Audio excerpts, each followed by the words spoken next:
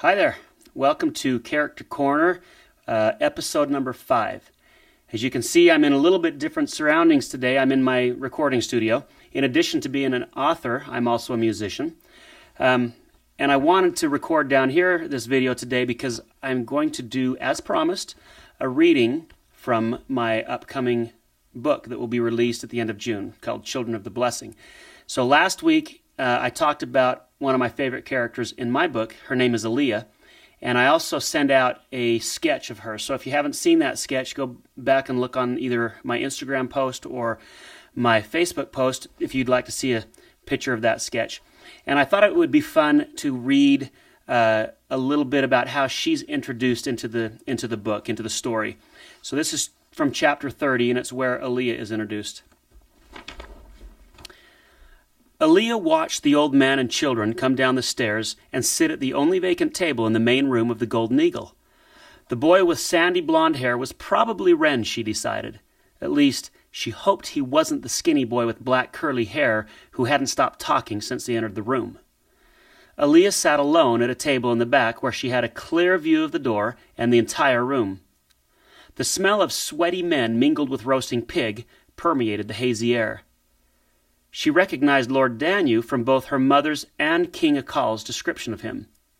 His shoulder-length blonde hair and sun-browned skin made him stand out in Octaland. His frequent smile and different-colored eyes also fit his description, one blue and the other brown. She assumed the solemn-looking, dark-haired man sitting next to him was the legendary Raven. She'd never met him, but she'd heard plenty of stories from mercenaries and soldiers about him. "Hey, wench!" A whiny voice cut above the noise. "Hey, wench! I'm talking to you! Where's your dress?" A group of men a few tables away from her laughed, and she realized the comment had been directed at her. She raised her mug of tea and glared at the men as she took a long sip. She never drank ale while working. "I bet you'd pretty right up in one of my missus' dresses!" The man shouting at her had thinning black hair and hadn't shaved for at least a week. His round face and forehead glistened with a sheen of sweat, even though the room wasn't very hot. The men playing cards with him chuckled. One of his friends said, "Your missus' dresses would fall right off of that skinny thing." "Why do you think I want to see her try 'em on?" the first man retorted. "What with my missus gone to see her mother, now would be the perfect time for us to get acquainted." At this, all the men at his table broke out in raucous laughter. Worthless Drylander dogs, Aleah thought as she set her mug back on the table. She wouldn't respond to vermin like them. They're not worth the energy. She'd learned silence was usually the most powerful reproach for men like that.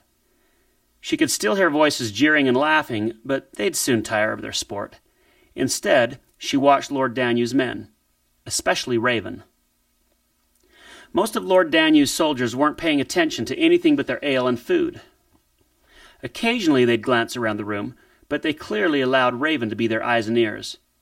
A bad sign, she thought. Those soldiers are getting lazy. They're too used to having Raven watch out for trouble. She wondered how closely Raven watched and what would escape his notice.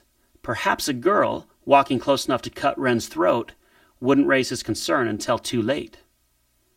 She decided to test it. She finished her tea and rose from her seat.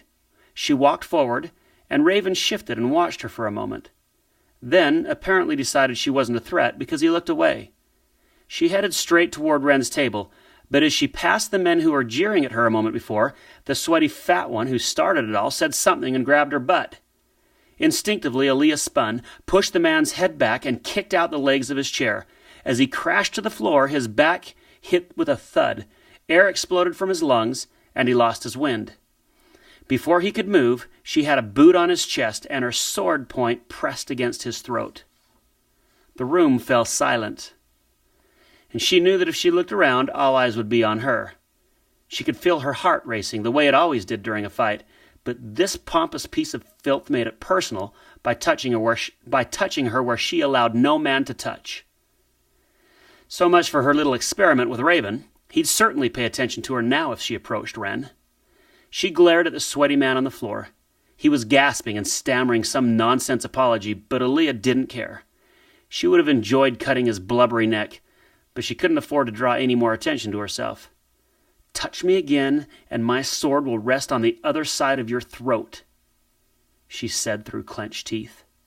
She pushed on the hilt until she saw blood start to trickle down his unshaven neck, then calmly slid the blade into the scabbard on her back and returned to her table. Okay, that's the introduction to Aleah in my book, Children of the Blessing, due out at the end of June. And I hope to see you all again soon. Thanks.